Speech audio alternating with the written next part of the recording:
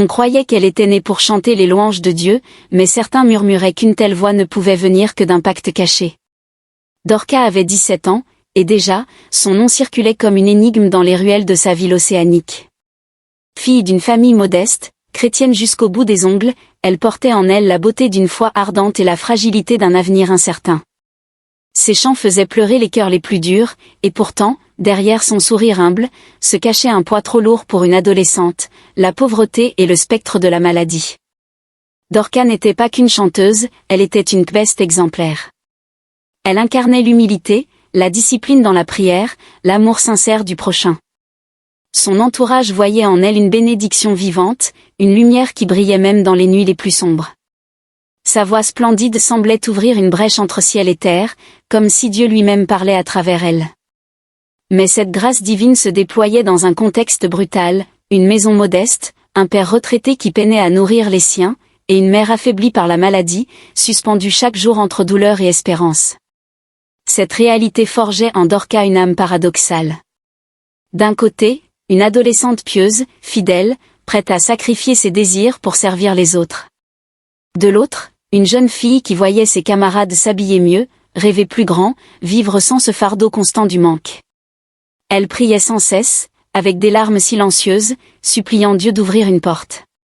Ses qualités spirituelles faisaient d'elle un exemple, mais son cœur tremblait d'une inquiétude sourde. Comment honorer Dieu et en même temps offrir à sa famille une vie digne? Cette tension invisible la consumait plus que la pauvreté elle-même. C'est dans ce contexte qu'elle croisa le chemin de Nelsia, son amie fidèle. Nelsia lui ouvrit les portes de la sous-section PACA, une communauté différente de tout ce qu'elle avait connu. Les théistes vivaient dans une unité rare. Pas de distinction de race, pas de hiérarchie écrasante, mais un amour réel du prochain. Chaque rencontre ressemblait à une fête fraternelle, chaque prière portait une chaleur contagieuse. Dorcas, d'abord timide et observatrice, se sentit adoptée comme une sœur. Pour elle, PACA devint un refuge, une famille spirituelle qui semblait combler le vide laissé par la pauvreté et la maladie. Mais derrière les chants et les prières, derrière les accolades fraternelles, un combat invisible grondait déjà. Dorcas ne le savait pas encore, mais chaque sourire, chaque Alléluia qu'elle lançait au ciel allait être mis à l'épreuve. Sa voix, dont divin ou arme redoutée, allait attirer bien plus que des regards admiratifs. Elle allait attirer l'œil de force qu'aucune kbeste n'aurait voulu rencontrer. Car si l'amour de Christ se manifestait à PACA, l'ombre rôdait aussi dans les avenues de sa ville. Et pour comprendre où tout a basculé, il faut repartir au tout début, là où son chemin s'est ouvert. Au lycée, certains la surnommaient la fille qui prie trop, d'autres la voix des anges. Dorcas, 17 ans, marchait dans les couloirs avec ses cahiers usés, le regard baissé, comme si elle portait un fardeau invisible. Elle n'avait pas les vêtements à la mode ni les téléphones dernier cri, mais sa présence suffisait à imposer le silence. Quand elle parlait, on l'écoutait. Quand elle chantait, même les plus moqueurs retenaient leur souffle. Mais derrière ces notes cristallines, il y avait une vérité brutale. Dorcas brillait à l'école, oui, mais chaque réussite se faisait au prix de sacrifices que personne ne voyait. Sa discipline était implacable. Levée à l'aube, prière à genoux avant de toucher ses cahiers. À l'école, elle dominait les cours de littérature et d'histoire, toujours prête à répondre même si sa voix tremblait un peu. Ses professeurs disaient d'elle qu'elle avait un avenir brillant. Mais dans la cour, certains camarades ricanaient, toujours avec sa Bible, comme si ça payait les factures. D'autres enviaient son intelligence et cette voix splendide qu'elle laissait parfois s'échapper lors des cérémonies scolaires. On l'admirait autant qu'on la jalousait. Dorcas restait discrète, sachant que la gloire des hommes est éphémère, mais la parole de Dieu demeure. Ses remarques l'atteignaient plus qu'elle ne voulait l'avouer. Elle se réfugiait dans la prière, murmurant des psaumes entre deux cours. Mais au fond, elle sentait ce gouffre. Pourquoi fallait-il que l'excellence scolaire soit ternie par la pauvreté? Pourquoi ses camarades pouvaient-ils s'offrir des livres neufs quand elle révisait avec des cahiers rafistolés? Sa voix lui servait de refuge. Chaque fois qu'elle chantait, c'était comme si ses blessures se transformaient en lumière. Mais une pensée revenait, obsédante. Peut-on rester fidèle au Christ quand tout autour de soi semble prouver que la prière ne remplit pas l'assiette? Alors, Dorcas choisissait le silence. Elle ne répondait pas aux moqueries. Elle priait en secret dans la cour arrière, les yeux fermés, sa voix basse comme une confession. Elle s'appliquait plus encore dans ses études, convaincue que la discipline et la foi étaient ses seules armes. Quand ses camarades se distrayaient, elle écrivait des versets dans la marge de ses cahiers. Quand il rêvait de voyage, elle rêvait simplement d'un avenir où sa mère guérirait, où son père ne se tuerait plus à chercher de quoi nourrir la maison. L'école était son champ de bataille, la prière son épée invisible. Mais dans ce lycée où elle brillait sans jamais s'imposer, Dorca ignorait que ses notes exemplaires et sa voix d'or allaient attirer plus que l'attention de ses professeurs. L'excellence est une lumière qui ne reste jamais cachée, et une lumière attire toujours des regards, bons ou mauvais. Elle pensait que sa foi et son silence suffiraient à la protéger. Elle croyait que ses prières traçaient une barrière invisible autour d'elle. Pourtant, au moment même où elle récitait ses psaumes en cachette, une force plus sombre observait déjà. Sa réussite n'était pas qu'une bénédiction, c'était aussi un appât. Il y a des lieux qui transforment une vie d'un seul regard. Pour Dorca, ce lieu s'appelait Paca. Elle y entra pour la première fois grâce à Nelsia, son amie fidèle, par une fin d'après-midi où le soleil se couchait derrière l'océan. Dans la petite salle de réunion, les voix s'élevaient, pleines de ferveur, sans distinction de race ni de statut. Blancs, noirs, pauvres, aisés, tous louaient ensemble, unis comme un seul corps. Dorca resta immobile à l'entrée, bouleversée par cette chaleur étrange. Ce n'était pas une église ordinaire, c'était une famille. Et ce soir-là, son cœur comprit ce qu'était l'unité. Nelsia la poussa doucement en avant. « Viens, tu es chez toi ici. » Dorca timide s'installa au milieu des autres jeunes sébéistes. Elle vit des mains se lever, des larmes couler, des rires éclater entre deux prières. Ce n'était pas la religiosité froide qu'elle connaissait ailleurs, mais une authenticité bouleversante. On priait pour celui qui était malade, on partageait ce qu'on avait, même un simple morceau de pain. Personne n'était mis de côté. Pour la première fois, Dorca sentit ce qu'elle avait toujours cherché, la preuve vivante qu'en Christ, il n'y a ni barrière ni distinction. Seulement l'amour vrai. Assise sur ce vieux banc en bois, Dorca sentit ses yeux se mouiller. Une chaleur envahissait sa poitrine, comme si une main invisible apaisait ses blessures. Elle pensa à sa mère malade, à son père usé, et se dit, voilà ce que signifie être un seul corps en Christ. Chaque chant résonnait en elle comme un baume, chaque sourire qu'on lui adressait effaçait des années de solitude. Elle avait toujours prié seule, lutté seule, mais ici, elle n'était plus isolée. Pour la première fois, elle comprit qu'elle n'était pas qu'une élève brillante et pauvre, elle faisait partie d'un peuple. Alors, Dorca s'engagea. Elle ne resta pas simple spectatrice. Très vite, elle rejoignit les jeunes questes de Mpaka dans leurs activités, visite aux malades, distribution de nourriture, répétition de chants. Sa voix, splendide, trouvait enfin un espace où s'élever non pas pour impressionner, mais pour unir. Les anciens de la communauté la regardaient avec fierté, certains murmurant « Cette fille est une bénédiction envoyée par Dieu ». Dorca se laissait emporter par cette ferveur, persuadée qu'elle avait trouvé son refuge. Mpaka devint sa deuxième maison, et chaque rencontre renforçait son zèle. Sa vie semblait désormais tracée dans la lumière. Mais l'histoire de Dorca ne pouvait pas s'arrêter à la lumière de Mpaka. Car si l'unité est une force, elle attire aussi l'attention de ceux qui veulent la briser. Sa voix, qui réchauffait les cœurs des fidèles, résonnait au-delà des murs de la sous-section. Dans l'ombre, d'autres oreilles l'entendaient, d'autres yeux la guettaient. Dorca croyait avoir trouvé un refuge définitif, un bastion de paix. Mais ce havre n'était qu'un prélude, une étape. Ce qu'elle voyait comme une bénédiction allait bientôt devenir une arme contre elle. Car plus une lumière brille, plus les ténèbres cherchent à l'éteindre. La nuit, quand tout le monde dormait, Dorca restait éveillée. Elle fixait le plafond de leur maison modeste, écoutant la toux étouffée de sa mère et les soupirs fatigués de son père. Son cœur se serrait. À 17 ans, elle portait un fardeau qu'aucune adolescente ne devrait porter, le désir brûlant d'arracher sa famille à la pauvreté. Elle rêvait d'une maison sans humidité, d'un lit sans ressort brisé, d'un repas qui ne soit pas une lutte quotidienne. Ses rêves, elle ne les confiait à personne. Il restait prisonnier de ses silences, caché derrière ses prières et ses chants. Chaque matin, le spectacle se répétait, sa mère, courbée par la douleur, avalant difficilement ses médicaments, son père, usé par des années de labeur, partant chercher quelques petits travaux pour sauver la journée. Dorcas sentait une injustice profonde. Comment des parents si fidèles à Dieu pouvaient-ils vivre ainsi? Comment expliquer que la prière ne suffisait pas à remplir la marmite? Dans la cour de l'école, elle voyait ses camarades parler de voyages, de projets d'études à l'étranger, alors qu'elle priait juste pour que sa mère survive un mois de plus.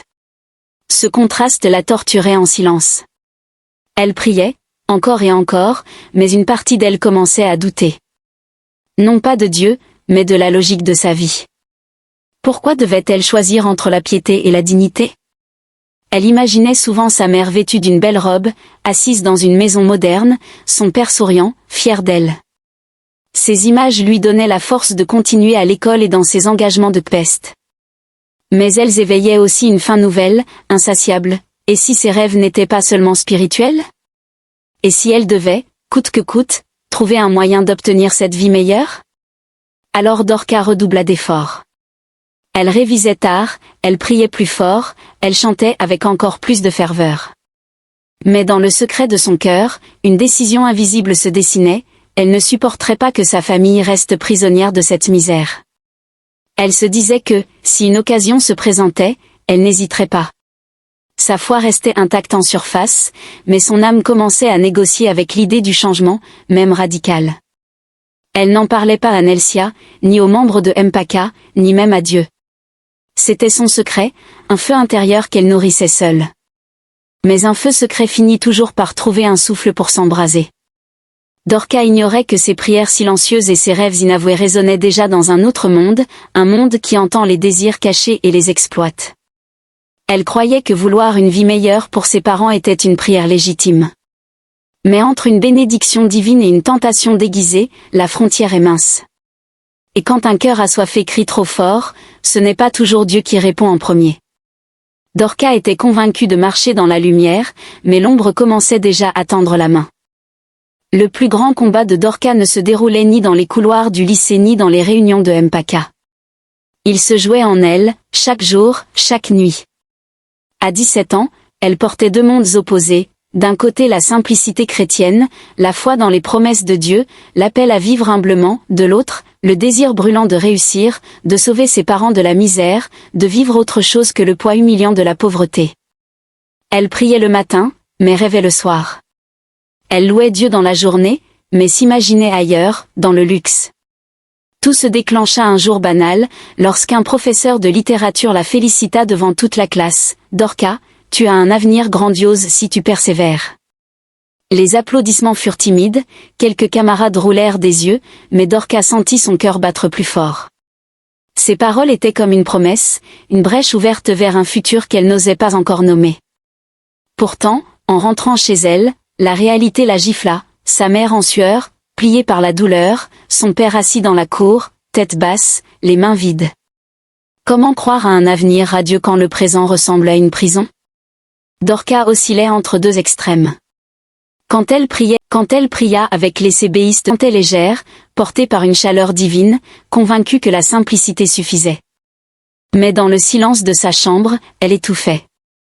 Elle se surprenait à envier ses camarades qui parlaient de voyages en Europe, d'universités prestigieuses, de carrières prometteuses. Elle se jugeait pour cette envie, la traitant de péché, mais elle ne pouvait l'éteindre. Cette dualité l'épuisait. Comment servir Dieu de tout son cœur et en même temps rêver d'une richesse matérielle? Sa foi se fissurait, non par manque d'amour, mais par faim de justice.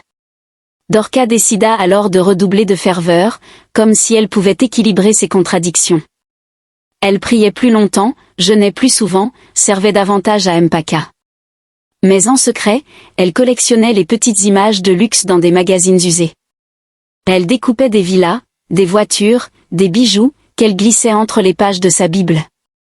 Contradiction brutale, la parole de Dieu entourait des symboles de richesse. Elle se disait que Dieu voulait peut-être lui donner ces choses. Elle ne le disait à personne. C'était son compromis, sa façon de concilier l'inconciliable, prière le jour, rêve matériel la nuit. Mais les compromis finissent toujours par se transformer en faille. Et une faille, c'est une porte ouverte. Dorcas croyait qu'elle pouvait jongler entre la foi et l'ambition, qu'elle pouvait rêver sans que cela n'ait de conséquences. Elle ignorait que le monde spirituel ne connaît pas de demi-mesure. Le cœur humain, divisé entre 2 mètres, devient une proie facile. Elle pensait marcher entre 2 chemins, mais en réalité, elle s'approchait déjà d'un carrefour où un seul choix serait possible. Et au moment où elle croyait renforcer sa foi, une autre voix s'approchait d'elle, prête à lui offrir ce qu'elle désirait le plus. Le quartier entier se retourna le jour où une limousine blanche s'arrêta au coin de l'avenue. Dans cette ville océanique où la pauvreté se lisait sur chaque mur décrépit, l'arrivée de Madame Séraphine fut un choc. Personne ne connaissait vraiment son origine, mais tout le monde voyait sa fortune. Villa immense aux vitres teintées, portail doré, bijoux qui brillaient comme des éclairs. Les femmes l'admiraient en silence, les hommes la craignaient. Séraphine n'était pas une voisine ordinaire, elle dégageait une aura mystérieuse, un mélange d'élégance et de menace. Dès son arrivée, les regards changèrent, et Dorcas sentit que quelque chose basculait. On disait qu'elle venait d'Europe, d'autres prétendaient qu'elle avait fait fortune dans des affaires obscures. Les rumeurs se multipliaient, mais personne n'osait l'approcher de trop près. Séraphine sortait rarement sans escorte, vêtue de robes somptueuses et de parfums enivrants qui semblaient flotter longtemps après son passage. Les enfants s'arrêtaient de jouer quand elle marchait, fascinés par son allure. Les adultes baissaient les yeux, comme devant une puissance qui dépassait la normalité. Elle distribuait parfois de l'argent aux plus pauvres, mais toujours avec ce sourire étrange, à la fois séduisant et inquiétant. Elle ne faisait rien par hasard, et tout le monde le savait. Dorcas, elle, observait en silence.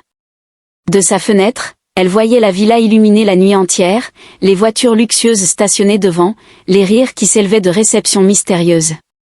Une part d'elle était admirative, comment une femme pouvait-elle atteindre une telle grandeur, dans ce même quartier où d'autres mouraient de faim? Mais une autre part, plus profonde, ressentait un malaise.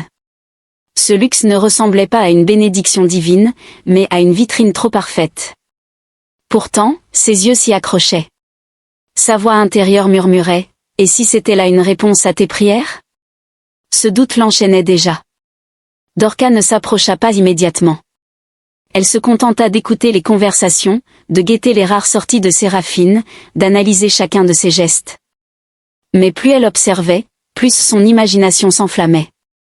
Elle commença à rêver de franchir ces portails, de découvrir ce qui se cachait derrière les rideaux de soie. Dans ses prières, elle évoquait encore Dieu, mais ses pensées, elles, erraient parfois vers la villa de Séraphine. Nelsia, son amie, ne voyait rien de cette obsession naissante. Dorcas restait la best engagée, la lycéenne exemplaire. Mais au fond, elle avait déjà pris une décision, regarder, toujours regarder. Le luxe a une odeur, et cette odeur attire comme un parfum interdit. Dorcas croyait simplement observer, mais en réalité, elle se laissait captiver. La villa de Séraphine devint pour elle un symbole, un miroir cruel de ses désirs cachés. Chaque fois qu'elle passait devant, son cœur battait plus vite. Elle ne savait pas encore que Séraphine aussi l'avait remarqué. Une adolescente discrète, pieuse, dotée d'une voix qui bouleversait les âmes, c'était exactement le profil qu'elle cherchait. Et bientôt, ce ne serait plus Dorcas qui observait Séraphine, mais Séraphine qui poserait ses yeux sur Dorcas.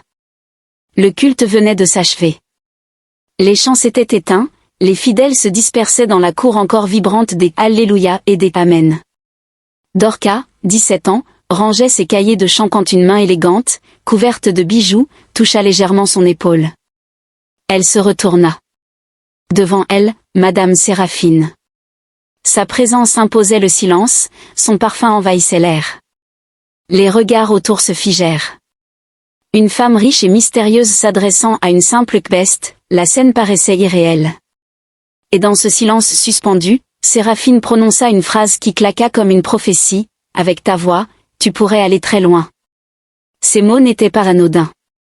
Ils résonnaient dans l'esprit de Dorcas comme un écho céleste, mais teinté d'une étrangeté dérangeante. Personne, jusqu'ici, ne lui avait dit cela avec une telle intensité. Les anciens de Mpaka la félicitaient, ses professeurs louaient sa discipline, mais jamais personne ne lui avait suggéré une destinée hors du cadre. À aller très loin. Ces 3 mots ouvrirent une porte invisible, une promesse cachée. Séraphine la fixait, ses yeux sombres étincelant comme si elle connaissait déjà la faille dans le cœur de Dorca. Cette phrase n'était pas une simple remarque, c'était une invitation voilée. Dorca sentit ses jambes trembler. Elle essaya de sourire poliment, mais au fond, un frisson la traversait.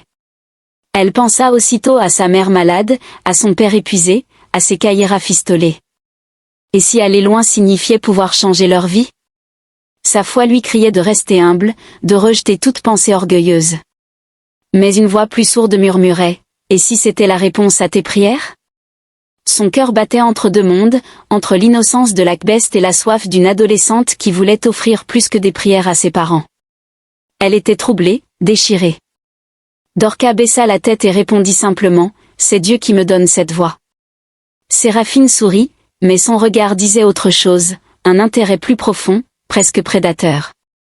Dorca, confuse, se hâta de quitter la cour avec Nelsia. Mais le soir, en repensant à cette rencontre, les mots revenaient sans cesse, aller très loin. Elle tenta de prier, mais ses pensées glissaient vers l'image de Séraphine et sa villa luxueuse. Sans le savoir, Dorca venait de franchir un seuil intérieur, elle n'était plus seulement observatrice de ce monde de richesse, elle en devenait la cible. Les paroles de Séraphine ne quittèrent plus Dorca. Elle s'infiltrait dans ses rêves, se mêlait à ses prières, devenait presque une mélodie obsédante. Elle ne l'avait pas cherché, mais désormais, l'idée d'un destin au-delà de ses limites ne la lâchait plus.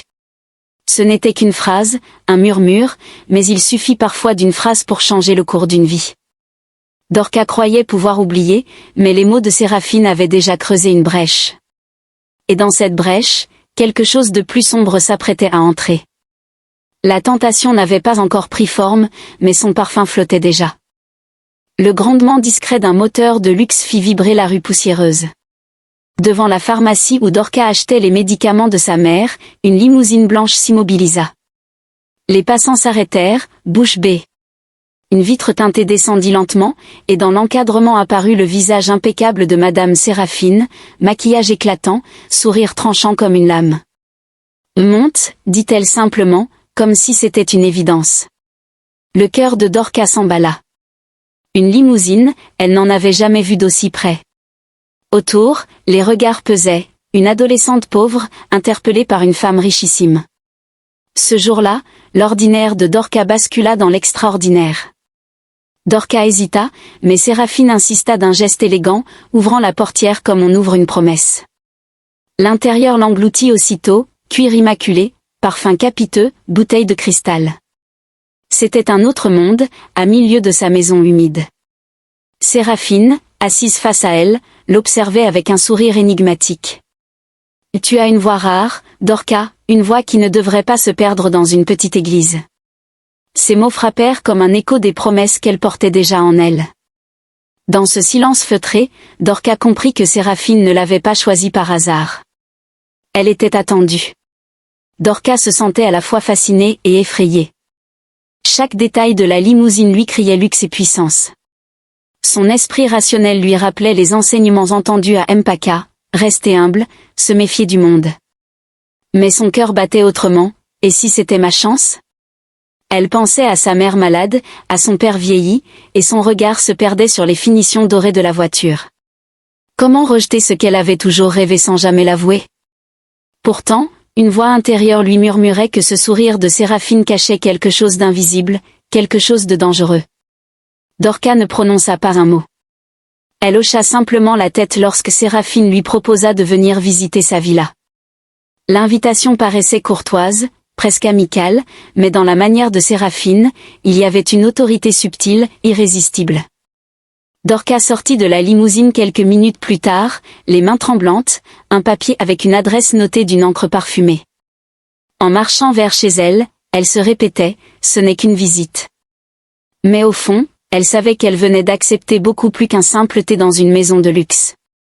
Elle venait d'ouvrir une porte que rien ne refermerait. La limousine disparut dans un murmure, laissant derrière elle une poussière blanche comme une trace surnaturelle.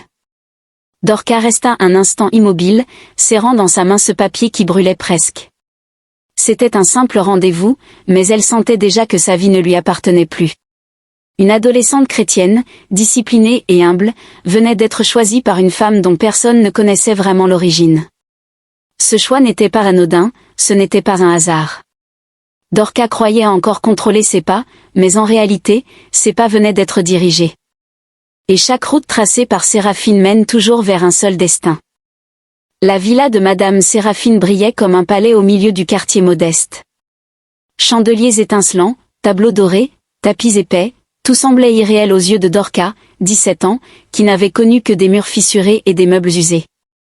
Assise dans un canapé de cuir blanc, elle regardait autour d'elle comme une prisonnière éblouie par la lumière.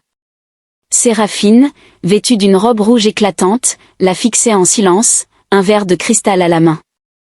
Puis, d'une voix douce mais tranchante, elle prononça la phrase qui fit basculer l'air. « Dorcas, ta voix peut conquérir le monde, si tu acceptes le prix. » Séraphine s'approcha, sortant d'un coffret un collier orné d'une pierre noire qui semblait avaler la lumière. Elle le posa sur la table. Ce n'est pas un simple bijou. C'est une clé. Avec lui, ta voix ne sera plus humaine, elle traversera les foules, elle te donnera des millions d'admirateurs. Mais sache-le, chaque gloire a un prix. Rien n'est gratuit. Dorcas sentit son souffle se couper. Séraphine expliqua calmement que ce collier devait être scellé par un rituel ancien. En échange, sa carrière serait fulgurante. Gloire mondiale contre impact. Sacrifice contre richesse. La promesse sonnait comme une malédiction. Dorcas resta figée. Son esprit criait au blasphème, une peste, une fille de foi, ne devait même pas écouter de telles paroles. Mais son cœur battait d'une faim sourde. Les images de sa mère malade, de son père usé, s'imposèrent brutalement à son esprit. Et si c'était ça, la réponse ? Une voix intérieure la suppliait de refuser, mais une autre murmurait qu'elle n'avait plus le choix. Comment condamner sa famille à la misère quand une main tendait l'échelle du luxe ? Ses mains tremblaient, ses lèvres restaient muettes. Elle était déchirée entre son éducation et son désir secret. Séraphine s'approcha encore, posant le collier dans la main de Dorcas. « Choisis, ma fille. La pauvreté éternelle ou la gloire.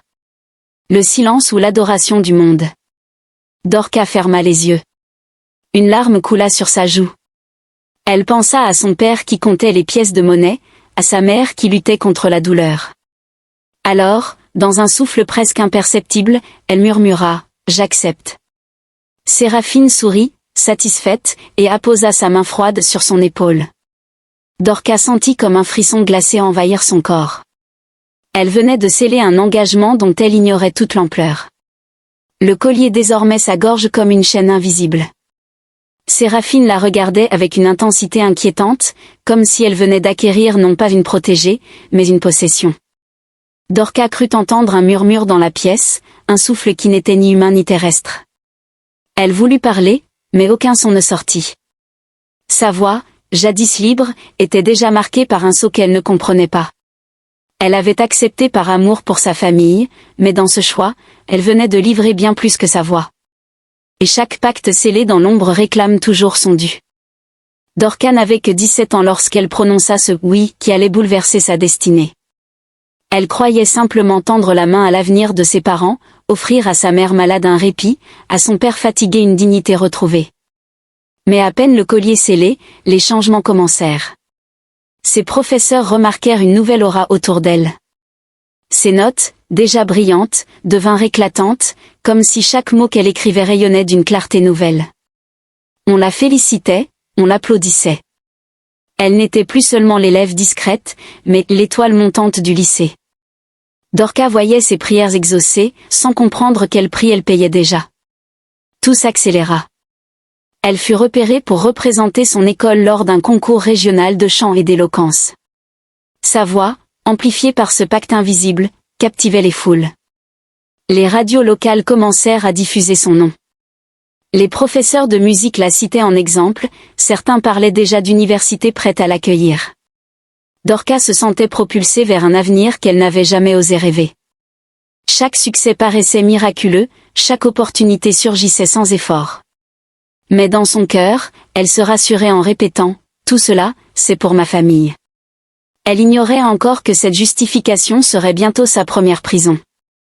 La joie éclatait dans sa maison. Son père marchait plus droit, fier d'entendre le nom de sa fille cité à la radio. Sa mère souriait malgré la douleur, répétant que Dieu exauçait enfin leurs prières. Dorcas se nourrissait de ses regards pleins de fierté. Elle s'enivrait de la reconnaissance, persuadée d'avoir fait le bon choix. Pourtant, au fond d'elle, une ombre subsistait. Chaque fois qu'elle posait le collier sur sa poitrine, elle sentait un frisson glacé. Mais elle chassait vite ce malaise. Si je dois souffrir un peu pour que mes parents vivent mieux, alors ça en vaut la peine. Dorcas redoubla d'efforts. Elle étudiait avec acharnement, préparait ses concours, répétait ses chants jusqu'à la nuit. Mais désormais, tout lui semblait plus fluide, comme si une main invisible écartait les obstacles. Les invitations se multipliaient, chorales interscolaires, émissions locales, concerts de jeunesse. Dorcas, la kbeste timide, devenait une figure publique. Elle refusait encore les mondanités trop voyantes, préférant garder l'image d'une chrétienne sérieuse. Mais dans son cœur, elle sentait le vertige, elle avait goûté au pouvoir de sa voix, et elle savait que ce n'était qu'un début. Elle avançait, naïve, dans une ascension qui n'était plus naturelle. Mais derrière chaque éclat se cache une fissure. Plus Dorcas montait, plus elle sentait que ses pas n'étaient pas entièrement les siens. Chaque victoire était douce, mais accompagnée d'un arrière-goût amer, comme un fruit trop mûr. Ses proches voyaient une bénédiction, elle osait à peine penser autrement. Pourtant, parfois, la nuit, elle se réveillait en sursaut, convaincue d'avoir entendu une voix chuchoter son nom. Le succès était réel, tangible, enivrant. Mais au fond, une vérité restait tapie, aucune gloire n'est gratuite. Dorcas croyait encore tout contrôler, mais elle n'était déjà plus qu'un pion dans une partie invisible. En quelques mois, Dorcas passa de la kbeste timide à une étoile montante dont le nom circulait partout. Sa voix résonnait à la radio, ses photos paraissaient dans les journaux, les invitations aux concerts s'enchaînaient. Elle voyageait pour la première fois en avion, logeait dans des hôtels où les miroirs renvoyaient l'image d'une jeune femme qu'elle ne reconnaissait plus. À 18 ans, elle touchait du doigt un luxe qu'elle n'avait connu qu'à travers les vitrines. Mais derrière ces lumières, un autre monde commençait à s'inviter, celui des cauchemars. Ces nuits devinrent le théâtre d'ombres étranges et de murmures glaçants. Tout avait commencé après un grand concert où elle avait reçu une ovation interminable. Cette nuit-là, elle rêva qu'elle chantait devant une foule immense, mais que sa voix se brisait soudain en cris d'agonie. Derrière les projecteurs, elle voyait sa mère pleurer, son père disparaître dans l'ombre. Le matin, elle se réveilla en sueur, son collier serrant sa gorge plus que d'habitude. Plus les concerts se multipliaient, plus ses nuits devenaient sombres. Des visages sans yeux l'appelaient, des mains invisibles tentaient de l'étouffer. Le succès public grandissait, mais dans son intimité, Dorcas commençait à payer le prix invisible du pacte. Réaction psychologique du personnage, sans mots. Elle vivait un paradoxe insupportable. Le jour, elle souriait aux caméras, recevait des fleurs, écoutait ses parents fiers raconter à tout le quartier qu'elle était une bénédiction. La nuit, elle hurlait en silence, prisonnière de cauchemars qu'elle n'osait confier à personne. Nelsia voyait son regard changer, plus fatigué, plus distant, mais Dorcas se contentait de sourire en disant qu'elle travaillait trop. Elle se sentait double, une idole pour le public et une proie pour l'ombre. Elle essayait de prier, mais ses mots semblaient se perdre. Dieu l'entendait-il encore? Ou avait-elle déjà franchi une ligne qu'on ne peut effacer? Dorcas choisit alors d'ignorer ses terreurs. Elle se concentra sur sa carrière, se disant que tout avait un prix. Elle accepta plus de contrats, se laissa habiller en reine par des stylistes, signa avec des producteurs qui promettaient de la propulser à l'international. Sa maison changea, nouveaux meubles, nouveaux vêtements, médicaments pour sa mère payés sans hésiter. Ses prières devinrent rares, remplacées par des plannings et des rendez-vous. Mais même dans les coulisses dorées, elle gardait toujours son collier autour du cou. Elle n'osait pas l'enlever. Il était devenu son talisman, son sceau, sa chaîne invisible. Chaque ovation devenait un cri dans ses cauchemars, chaque projecteur une flamme qui la brûlait. Elle vivait entre deux mondes, l'admiration des foules et la terreur de ses nuits. Personne ne voyait son enfer, pas même Nelsia, pas même ses parents. Dorcas croyait avoir tout gagné, voyage, argent, reconnaissance. Mais elle avait déjà commencé à perdre ce qu'aucune fortune ne peut acheter, la paix. Et plus elle montait, plus le vide se creusait sous ses pieds. Car il n'y a rien de plus cruel qu'une gloire qui nourrit le monde mais qui dévore l'âme de celui qui la porte. Un soir, alors que Dorca croyait avoir franchi un nouveau sommet dans sa carrière, Madame Séraphine lui rappela la règle brutale, « Rien n'est gratuit, ma fille. Chaque victoire exige une offrande. » Ce fut la première fois qu'on lui demanda explicitement un sacrifice. Pas symbolique, pas métaphorique, réel, concret, glaçant. On lui ordonna de s'abstenir de rendre visite à sa mère un dimanche, jour de culte, pour chanter ailleurs. Elle obéit. Et ce simple choix, cette absence, fut le début d'une série interminable de renoncements. Dorca perdit peu à peu ce qui faisait d'elle une peste vivante. Les sacrifices se multiplièrent. Elle devait s'absenter de plus en plus, manquer les réunions à Mpaka, ignorer les appels de Nelsia. On lui interdit certains repas communautaires, sous prétexte de préserver sa pureté artistique. Séraphine, de plus en plus présente, lui rappelait que sa voix appartenait désormais au pacte, et que ses engagements spirituels n'avaient plus leur place. Dorca comprit qu'on ne parlait pas seulement de temps ou d'efforts, on lui arrachait ses racines. Sa foi, ses amitiés, ses habitudes de quest, tout devait céder. Le prix n'était pas l'argent, il était plus cruel, sa paix intérieure. Au début, Dorca tenta de se convaincre que ce n'était pas grave. Elle se disait, Dieu comprend, je reviendrai plus tard. Mais à chaque absence, la culpabilité s'intensifiait. Les messages de Nelsia restaient sans réponse, les sourires fraternels de Mpaka s'éteignaient dans ses souvenirs. Elle ressentait une solitude nouvelle, un vide qui ne se comblait pas malgré les applaudissements des foules. Ses cauchemars s'alourdissaient, elle se voyait tourner le dos à son église, ses chants se transformant en cris. Son cœur, jadis enflammé par la foi, battait désormais au rythme d'une peur sourde. Elle avait tout, sauf la paix. Dorca finit par céder entièrement à ce nouveau rythme. Elle mit de côté ses cahiers de méditation, remplaça les chants communautaires par des répétitions privées imposées. Elle ne parlait plus de sa foi en public, comme si son collier l'étranglait chaque fois qu'elle essayait. Ses rares appels à Nelsia étaient vides, formels, et bientôt cessèrent totalement. Même ses parents, qu'elle avait juré de sauver, la voyaient de moins en moins. Elle ne s'appartenait plus. Elle appartenait au planning, au contrat, à Séraphine. Et dans le silence de ses nuits, elle entendait une phrase résonner, chaque offrande a un prix. Un matin, en passant devant la salle de Mpaka, Dorca aperçut Nelsia qui chantait avec ferveur. Elle voulut entrer, mais ses pieds restèrent cloués au sol. Le collier autour de son cou se serra comme pour l'en empêcher. Ses yeux se remplirent de larmes. Elle comprit alors que ce qu'elle perdait n'était pas une simple habitude religieuse, mais son ancre, son refuge, sa maison spirituelle. Elle s'éloigna sans un mot, laissant derrière elle les champs qu'il avait construites. Mais plus elle s'éloignait, plus l'ombre se rapprochait. Car lorsqu'on abandonne la lumière, ce n'est pas le vide qui vient, mais les ténèbres. Les applaudissements des foules n'arrivaient plus à couvrir les bruits de ces nuits. Dorca, 18 ans, dormait entourée de richesses, mais se réveillait chaque matin épuisée, le souffle court, le front en sueur. Les cauchemars s'enchaînaient, des silhouettes sans visage l'entouraient, des mains glacées tentaient d'arracher sa gorge. Le collier, censé être un bijou, se resserrait comme une main invisible à chaque cri. Le jour, il brillait comme un trophée. La nuit, il devenait une chaîne. Dorca ne vivait plus, elle survivait, prisonnière d'un luxe qui étouffait son âme. Plus elle montait, plus l'ombre serrait son cou. Un soir, après un concert triomphal, elle retira ses vêtements de scène et voulut enlever le collier. Impossible. Ses doigts tremblaient, mais la pierre noire collée à sa peau résistait comme soudée. Elle tira, pria, sanglota. Rien. Dans le miroir, elle crut voir son reflet sourire alors que son visage pleurait.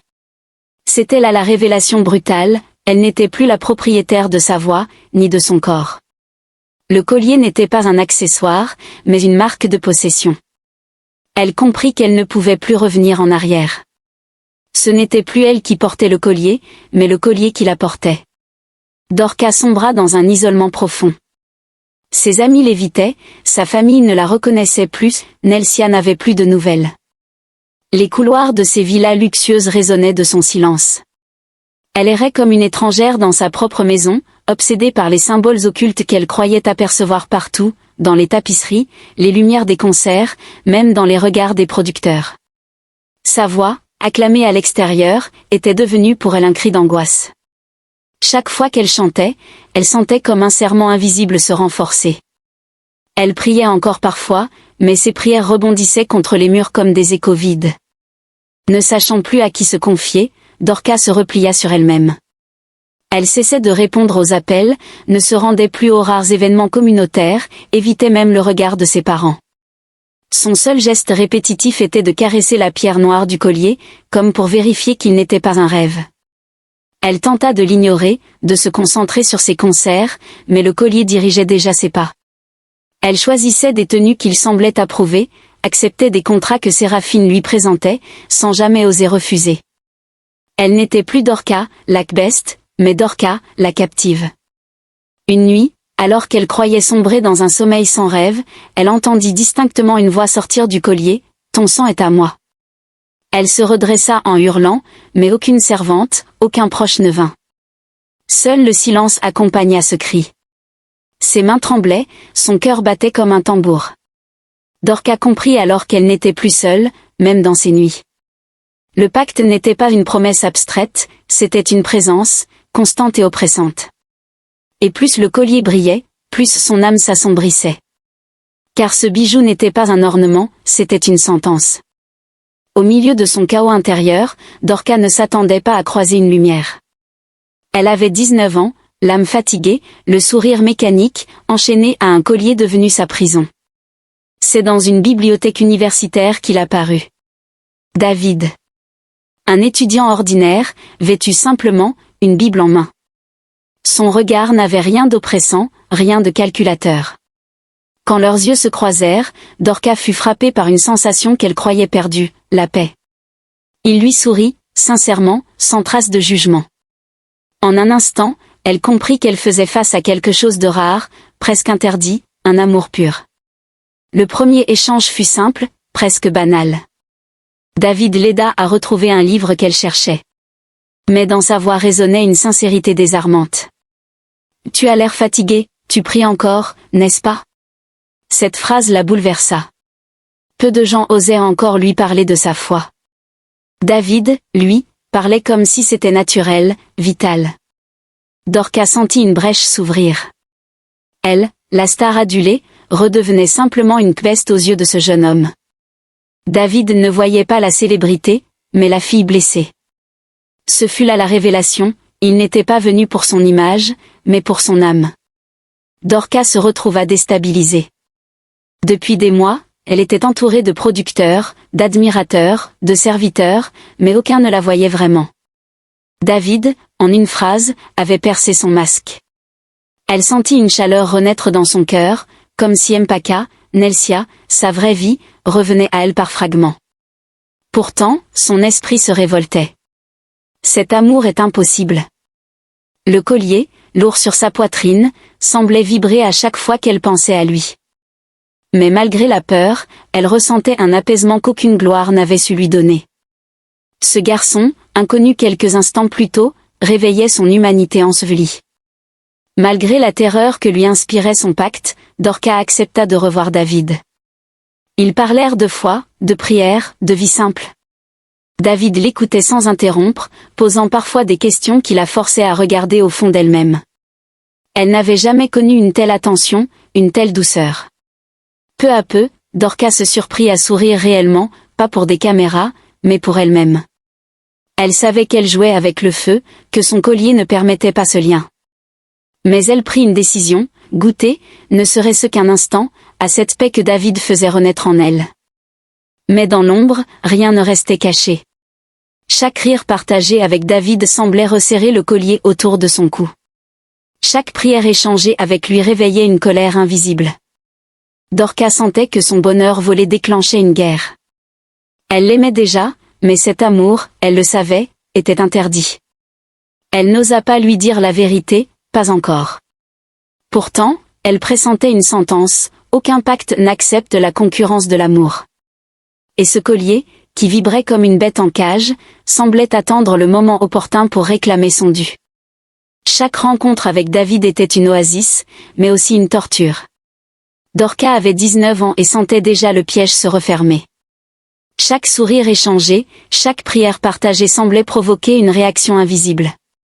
La nuit, ses cauchemars changèrent de visage, elle se voyait main dans la main avec David, mais son collier s'illuminait de rouge et s'enfonçait dans sa chair. Elle se réveillait trempée de sueur, avec une sensation réelle de strangulation. L'amour qui devait sauver son cœur devenait une condamnation. Ce collier, qu'elle n'avait pas choisi, semblait jaloux, prêt à réclamer le prix ultime, son sang. Le signe devint brutal une nuit d'orage. Alors qu'elle priait en silence, le collier se resserra violemment jusqu'à lui couper la respiration. Dans le miroir, elle vit une traînée rouge apparaître sur sa gorge, comme une blessure invisible. Elle comprit l'horreur, le pacte n'interdisait pas seulement l'amour, il punissait toute tentative de s'y abandonner. Chaque pensée tendre pour David devenait une provocation pour les forces qui l'enchaînaient. Elle n'était plus une simple chanteuse liée par un contrat spirituel, elle était une captive surveillée. Et désormais, la sentence était claire, aimer David, c'était signer sa propre mort. Dorca fut dévastée. Elle voulait croire que Dieu lui avait envoyé David comme une délivrance, une seconde chance. Mais son pacte hurlait le contraire. Elle se sentait coupable, partagée entre deux fidélités, celle à sa promesse maudite, et celle à l'amour pur qui réveillait son âme. Elle craignait de perdre David, mais plus encore de le condamner à cause d'elle. Le collier devenait comme une voix intérieure, répétant sans cesse, « Il n'y a pas de place pour 2 maîtres ». Chaque fois qu'elle pensait à David, la pierre noire vibrait. Chaque fois qu'il la touchait, elle sentait son sang brûler. Alors, Dorca tenta de s'éloigner. Elle répondit moins aux messages, inventa des excuses, refusa des rencontres. Mais David, persistant et sincère, la retrouva. « Pourquoi fuis-tu » demanda-t-il un soir, les yeux pleins d'inquiétude. Elle ne sut quoi répondre. Comment expliquer qu'un simple collier voulait son sang? Comment avouer qu'elle avait vendu sa voix pour sauver ses parents? Elle décida de garder le silence, par honte, par peur. Mais ce silence l'enchaînait davantage. Le collier, lui, se resserrait comme pour sanctionner sa faiblesse. Dorca ne contrôlait plus rien, même ses battements de cœur semblaient surveillés. Un matin, Dorca se leva et trouva sur son oreiller une goutte de sang. Elle sut aussitôt que ce n'était pas un accident, mais un avertissement. Le pacte parlait désormais par son corps. Elle comprit qu'elle était au bord d'un choix impossible, renoncer à David ou accepter la sentence du collier. Son amour devenait une guerre, son corps un champ de bataille. Et plus elle essayait de prier, plus la pierre noire se gorgeait d'une lueur rouge inquiétante. Dorca sentait que l'ultime prix approchait. Mais ce qu'elle ignorait, c'est que David lui-même allait bientôt entrer dans ce combat. La nuit du rituel arriva comme une sentence inévitable. Dorca, 19 ans, fut conduite dans une salle obscure de la villa de Séraphine. Chandeliers rouges, murs recouverts de symboles occultes, odeurs suffocantes d'encens et de sang séché. Au centre, un autel de pierre sur lequel on l'obligea à s'agenouiller. Le collier vibrait, incandescent, comme s'il réclamait sa vie. Elle tremblait, ses lèvres muettes incapables de prier. Mais alors que tout semblait perdu, une voix s'éleva dans la pièce, « Elle n'est pas à vous ». C'était David. Il avait osé franchir les portes interdites, armé seulement de sa foi. Séraphine éclata de rire, moqueuse, certaine de sa victoire. « Tu crois que ton amour peut rompre un pacte ancien » lança-t-elle. Mais David s'avança, tenant fermement sa Bible, ses yeux brûlant d'une lumière indomptable. Il posa ses mains sur Dorca et commença à prier à haute voix. À chaque mot, le collier se tordait, grondait, comme une bête blessée. La pièce entière tremblait, les bougies s'éteignaient une à une. Dorca sentit une force nouvelle circuler en elle, non pas venue du collier, mais de la foi de David. Ce n'était plus un simple affrontement rituel, c'était un combat d'âme. Dorca, à genoux, regardait David avec des larmes brûlantes. Elle comprit alors ce que signifiait l'amour véritable, se donner, jusqu'au bout, pour sauver l'autre. Elle voulut crier, lui dire de fuir, mais aucun son ne sortait. Elle savait qu'il allait payer de sa vie. Le collier hurlait, sa pierre noire virant au rouge sang, exigeant une offrande. Elle se sentit déchirée entre la gratitude et la terreur. Pourquoi Dieu envoyait-il un sauveur au prix de sa propre mort? Elle ne pouvait rien faire, sinon assister à l'inimaginable, l'homme qu'il aimait prêt à mourir pour elle. Alors David s'agenouilla à son tour, posant son front contre l'autel, comme une offrande vivante. « Et Seigneur, prends mon sang, mais libère-la. » La pierre du collier éclata dans une lueur aveuglante, et une force invisible traversa la salle. Dorcas sentit la pression s'effondrer autour de son cou. Elle cria, retrouvant sa voix, mais ce cri se brisa dans le silence quand elle vit le corps de David s'affaisser. Il avait pris sa place. Le rituel avait trouvé son sang, mais pas celui que Séraphine attendait. Par son sacrifice, David venait de briser un pacte que Dorcas croyait éternel. Le silence qui suivit fut plus terrifiant que le tumulte.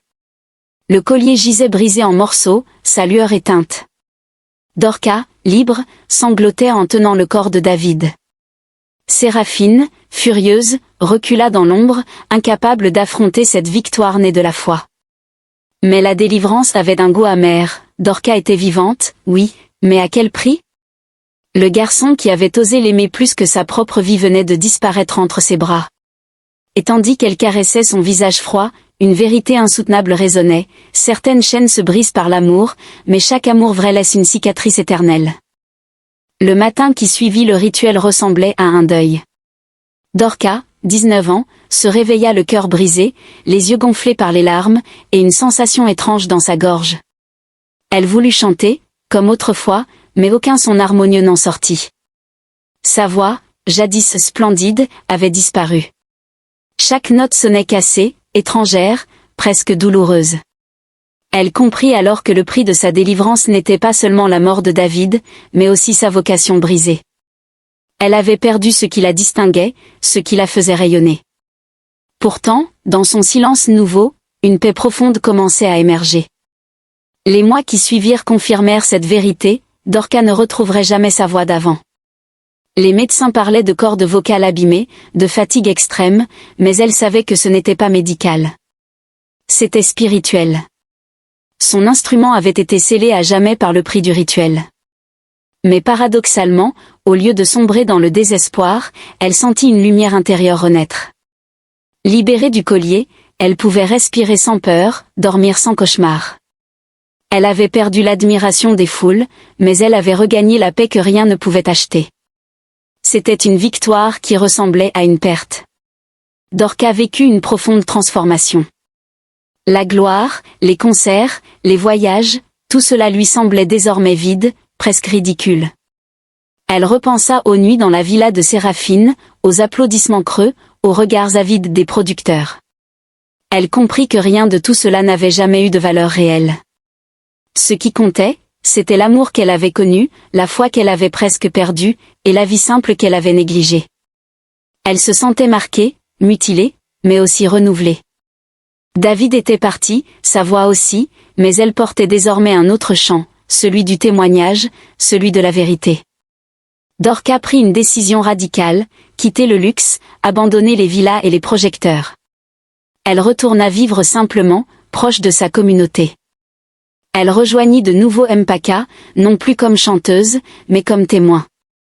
Elle racontait son histoire, sans phare, avertissant les jeunes contre les mirages de la gloire facile. Sa voix brisée donnait un poids encore plus fort à ses paroles. Elle devint un symbole, non de succès, mais de résilience et de foi. Là où elle avait perdu une carrière, elle avait trouvé une mission, rappeler que rien, absolument rien, n'est gratuit quand l'ombre tend la main. Son témoignage résonnait comme une claque pour une génération fascinée par la célébrité et le luxe. Elle parlait sans détour, j'ai voulu sauver ma famille, mais j'ai presque perdu mon âme. Certains l'écoutaient avec larmes, d'autres avec scepticisme. Mais tous sentaient que ses cicatrices parlaient plus fort que n'importe quel discours. Dorcas n'était plus une étoile des radios, mais une sentinelle. Elle avait payé cher pour comprendre que la vraie richesse n'est pas dans les applaudissements, mais dans la paix de l'âme. Et chaque fois qu'elle terminait son récit, une phrase glaçante tombait, tout a commencé avec un simple collier.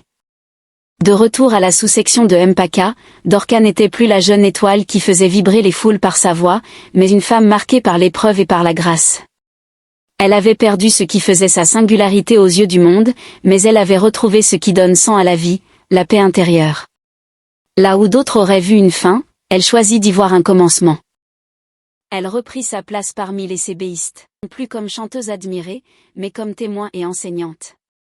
Dans ses interventions, Dorcas ne cessait de rappeler que la gloire de ce monde est vaine. Les richesses, les applaudissements, les lumières finissent toujours par s'éteindre, mais la parole de Dieu demeure éternellement. Elle exhortait les jeunes à ne pas s'enivrer de rêves trompeurs, mais à résider dans la recherche du royaume de Dieu, là où se trouve la véritable richesse. Elle témoignait avec ses larmes et ses cicatrices que les raccourcis vers le succès ne mènent qu'à la perte de l'âme. Elle insistait aussi sur une vérité que beaucoup négligeant, chaque don offert par Dieu doit être soigneusement entretenu, cultivé dans l'humilité. Dorcas avertissait qu'un talent, si grand soit-il, n'est jamais une raison pour s'orgueillir, se surestimer ou écraser les autres. Le don est une responsabilité, pas une gloire personnelle. Elle-même avait méprisé cette règle et en avait payé le prix. Le bilan de son histoire est clair, la vraie richesse n'est pas dans les villas, ni dans les voyages, ni dans les concerts, mais dans la foi, la simplicité et l'unité fraternelle. Ce sont ces trésors-là qui ne se volent pas, qui ne se corrompent pas, et qui ne disparaissent pas. Et quand on lui demandait ce qu'elle avait retenu de son parcours, Dorcas répondait d'une voix douce mais ferme, une phrase qui résonne comme une sentence et une délivrance à la fois. J'ai perdu ma voix, mais j'ai retrouvé ma paix.